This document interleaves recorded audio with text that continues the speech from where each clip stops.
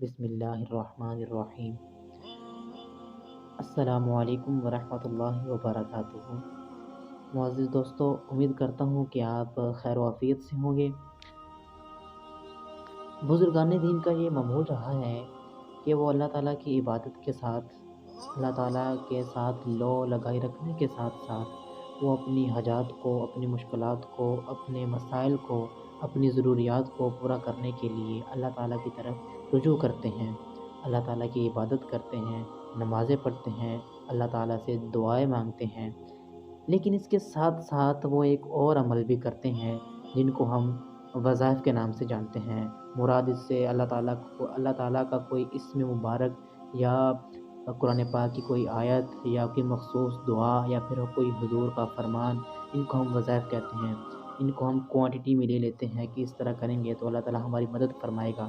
تو یہ ہمارے بزرگان دین بھی کرتے رہے ہیں، تو اور آج ہمیں بھی کرنا چاہیے۔ اسی حوالے سے آج ہم آپ کے سامنے ایک ایسا وظیفہ لے کر آئے ہیں جو پڑھنے میں تو بہت مختصر ہے، بہت آسان ہے، لیکن فوائد میں اس کی وسعتیں نہیں گنی جا سکتی۔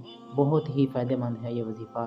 اس کو پڑھنے سے آپ کی مشکلات، آپ کی ضروریات، آپ کی معاشی تنگی، یہ ساری چیزیں حل ہو جائیں گی۔ تو وہ وظیفہ ہے کیا؟ مگر اس سے پہلے اگر آپ نے ابھی تک ہمارا چینل سبسکرائب نہیں کیا تو سبسکرائب کر لیں تاکہ آنے والی ویڈیو آپ تک پہلے پہنچ سکے۔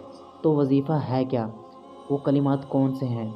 حضرت علی رضی اللہ تعالی عنہ کا فرمان ہے کہ حضور اکرم صلی اللہ علیہ وآلہ وسلم نے فرمایا، جو شخص روزانہ کی بنیاد پر 100 مرتبہ ان کلمات کو پڑھے گا، اللہ تعالیٰ اس کی مشکلات، اس کے مسائل، اس کی ضروریات اور معاشی تنگی کو دور فرما دے گا، اور کل قیامت کے دن انہی کلمات کی برکت سے وہ بندہ جنت کے دروازے پر دستک دے گا۔ وہ کلمات ہیں لا الہ الا اللہ الملک الحق المبین۔